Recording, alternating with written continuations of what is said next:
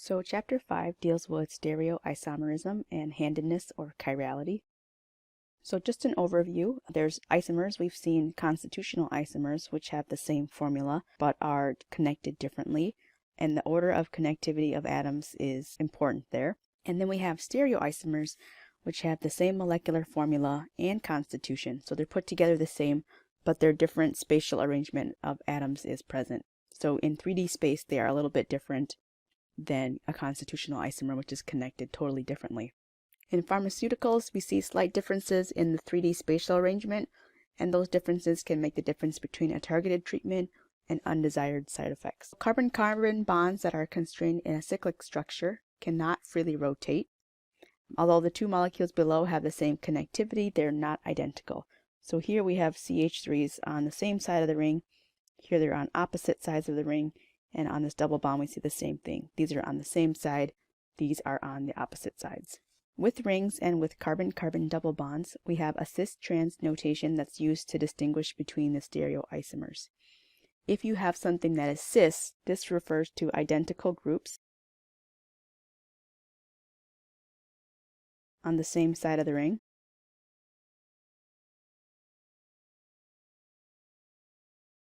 Or double bond. And for trans, it's identical groups on the opposite sides of the ring or double bond.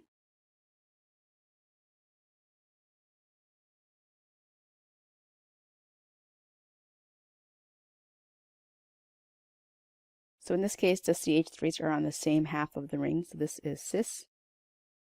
This is trans. So this would be a cis 1,2-dimethyl cyclohexane. And this is trans 1,2-dimethyl cyclohexane.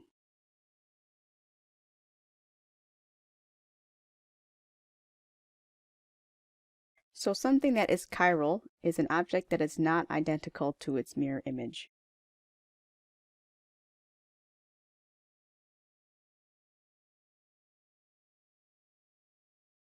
These are non-chiral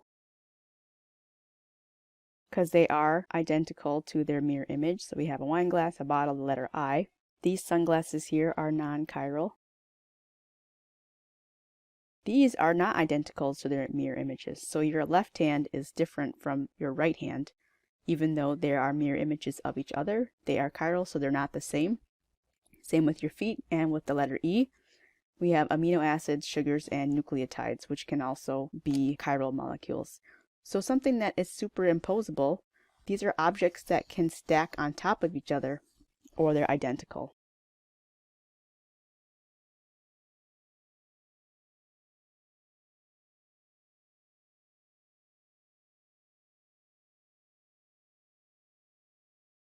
These sunglasses, you can stack the mirror image of it on top of itself, and it would be identical, so that is superimposable. But these ones here, if you take the mirror image of these sunglasses and you flip them over, you would have one of the sunglasses here. This one would be the shaded one, and then you have the unshaded one, and you could not stack those on top of each other, so these ones are chiral, and these are non-superimposable.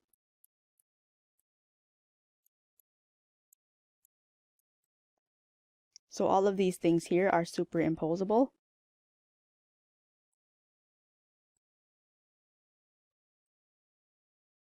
And these are non-superimposable.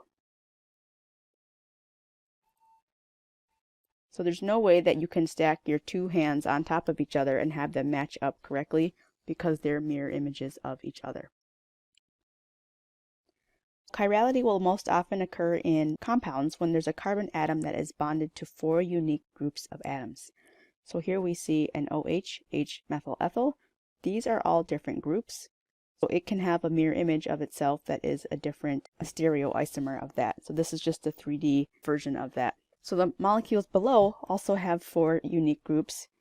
What's not shown here is a hydrogen. So this is the center of chirality here. This OH is bonded to a CH2CH3. This one is CH2CH2CH3. So these are 2 different groups. OH is a different group and the hydrogen is different. there's a center of chirality here, and this one is different here. So this carbon is different than this carbon. We have a CH2 versus a CH. So those are all the centers of chirality. Identify all of the chirality centers, if any, in the following molecules. If you look at this first carbon here, there's a carbon bonded to a CH3 and a CH3. Since these two groups are the same, this is not a chiral center. This group, though, is different than these two. So this is a chiral center, and this is a chiral center. So just because stereochemistry is shown does not make it a chiral center. And likewise, if it's not shown, that does not mean that it is not a chiral center. This group is different here. This is different. And these do not count because it's an sp2. sp2 cannot be chiral. And the same goes for sp. This OH is different from this one, so those are both chiral centers. And when we look at this OH right here, we have CH2 versus a CH2, so you just want to keep going around the ring. This is the same as this, and this is the same carbon literally, so this is not a chiral center.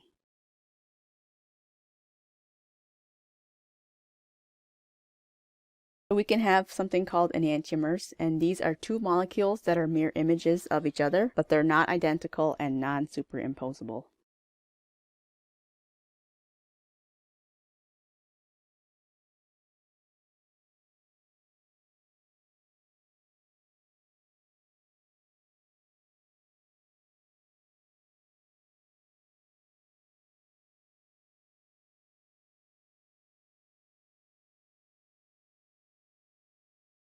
If we have this molecule here, this is the mirror image.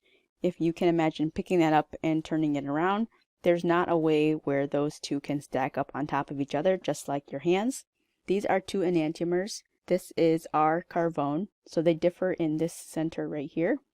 This is the R and this is the S, and we'll get to what those mean just a little bit later. This structure is what you might find in spearmint. So that might be used in gum or mint ice cream. But if you have S-carbone, you're adding the wrong enantiomer. This is caraway seeds. So if you like rye bread, that's where you would see that. But if you were looking to make mint chocolate ice cream and you added S-carbone, that would probably be a not very appetizing ice cream. To draw an enantiomer, there is two ways that I can think of to do this. The first is to draw your mirrored plane. Draw your mirrored plane and draw the reflection of the structure.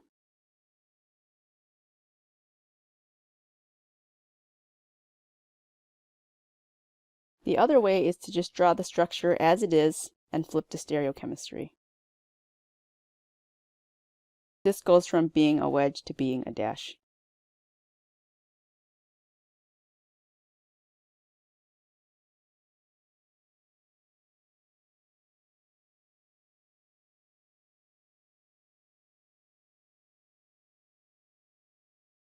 Once you've drawn an enantiomer, what we need to do next is to figure out how they are different. So you saw earlier with the carbone, we had R and S. So we have to designate these things as R and S. So these are both the structure of 2-bromobutane. In one structure, the bromine is coming forward, and the other one it's going back. So in 3D space, these are different from each other, which makes them stereoisomers.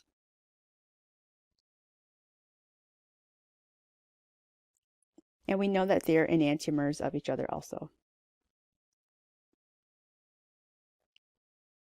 So the Kane, Ingold, and Prelog system is used to identify the differences between the two, because even though they're enantiomers, we know that they're not identical, so they can't have identical names. We use atomic numbers to prioritize the 4 groups attached to the chirality center. So 1 goes to the highest, and 4 goes to the lowest. Then you arrange the molecule in space so that the lowest priority group faces away from you. Count the group priorities 1, 2, 3 to determine whether the order progresses in a clockwise or a counterclockwise direction. And for clockwise, you get R, and for counterclockwise, it is S. What do these rules mean exactly? If we're using this to prioritize, we're looking at the groups. The one with the highest atomic number is going to be 1. So between bromine, carbon, carbon, bromine has the highest number, this has the lowest, And then we have a C that's bonded to a C, or a C bonded to 3 H's. This one has a higher priority, so this becomes 2.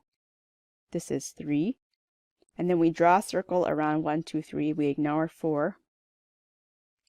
So this would be R. So we would make this R2-bromobutane. This is a different example, so we're going to do the same thing. We have using atomic number, we're going to prioritize. So the carbon of chirality here is on this one. Bromine is 1. We have a carbon with 3 H's versus a carbon with an OH. So this is 2. This is 3. The lowest priority group is away from you. So H is back, which is what we want. So now we just count the priorities. 1, 2, 3. This one is going in the counterclockwise direction, so this is S. If 4 is not pointing away from us, what we can do is you can either redraw it,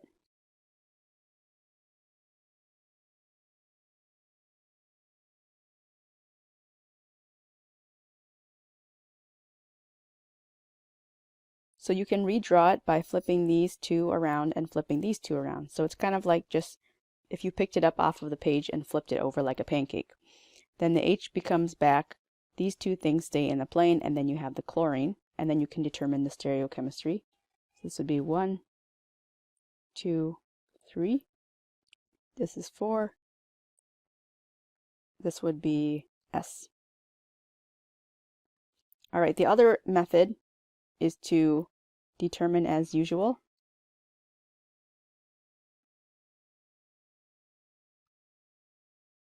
And then take the opposite.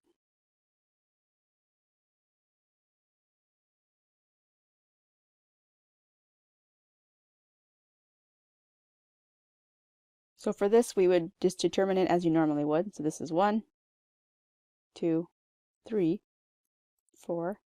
And as it's drawn, it would be R. But we have to take the opposite of that because H is in the wrong direction. So this becomes S. Either method works for you. You can do that. That's what you can do when H is coming out of the page. If H is in the plane, then you have to redraw it.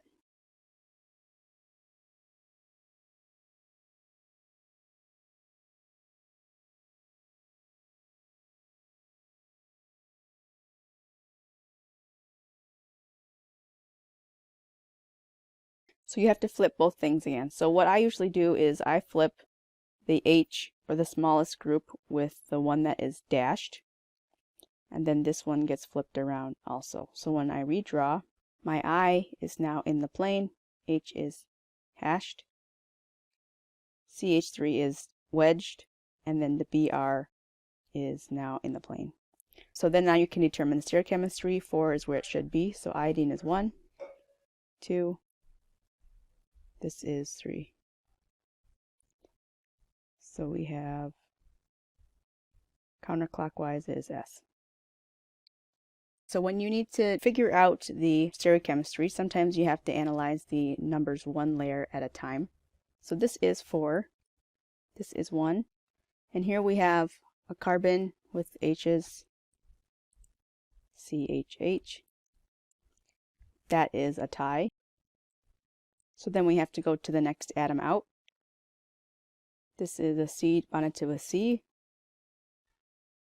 This one is C bonded to a C and an H.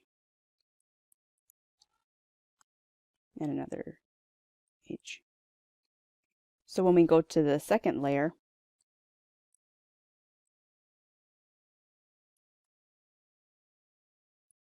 this side has the higher priority. So this would be 2, and this is 3. So we're not looking at the total size of the group coming off of this carbon, but it's the next atom of connection. So for this one here, this is 4, 1. This is a C bonded to an O and an H and an H. This is C, C, C. So even though collectively, if you added all these C's up, that's bigger than an OHH, we're looking at the first atom of connection. So this becomes 2. This is 3. This is also S. This is just continued. If you have a carbon double bond, that counts for 2 oxygen atoms. So it's like it's bonded to a C and 2 O's. Same thing with triple bonds. This triple bond counts as C bonded to 3 C's. And this is 3 bonded to 3 C's, but this C is only bonded to a C and an HH. So this would be 1, 2, 3. All right, and this one right here, we have 1. Well, this is bonded to 3 carbons. This is bonded to 2 carbons, so this is 3. So determine the stereochemistry for these. This is a Parkinson's drug. So this is the chirality center. This is 1, 2. We have carbon to 3 oxygens. This is 3, which is just a carbon to 2 carbons. And our hydrogen is in the wrong direction. So I'm just going to do it as I normally would. This is 1, 2, 3. So that would be R, but we have to take the opposite, so that's S. This is the structure of methamphetamine. This is 1, 2, 3. My hydrogen is in the right spot. So this is S. It seems like every molecule here is S. That was not intentional. For a practice problem, assign the stereochemistry to the indicated centers. So this one here is 1, 2, 3. This one is R. This one here is 1, 3. This one would be S, but the H is the wrong way, so this one's R. 1, 2, 3. This one would be R, but that becomes S. And if you want it for practice, you can do the rest of them around the ring. So now we can tie it into the name. So earlier we found this name to be R2-bromobutane. So we'd write the R out front in parentheses. This is the enantiomer of that one, so it has to be S2-bromobutane.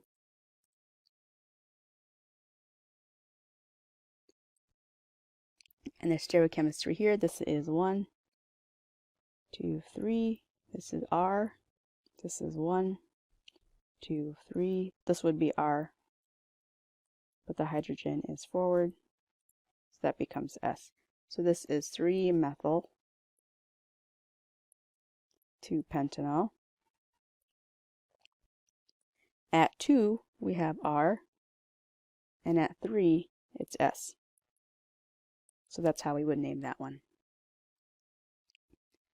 Most drugs have a chiral center that has one form that is more potent. One enantiomer will bind better than its enantiomer, and it will elicit different responses. So we have S-ibuprofen and R-ibuprofen. This is the active form. This is inactive. But companies actually sell it as a mixture, and they think that the R-ibuprofen converts in the body to the S-ibuprofen. There's a high cost associated with separating enantiomers, so as long as it's not a harmful form, they will sell it as a mixture. Okay, so we have R-penicillamine and S-penicillamine. One is toxic, the other treats arthritis. We have S-timolol, that treats angina. The other one treats glaucoma. And then naproxen is an anti-inflammatory in the S, and it is toxic in the R form. So if it's the wrong enantiomer, it can't bind to the pocket properly. We can see the wrong enantiomer here. Those things do not fit where they're supposed to.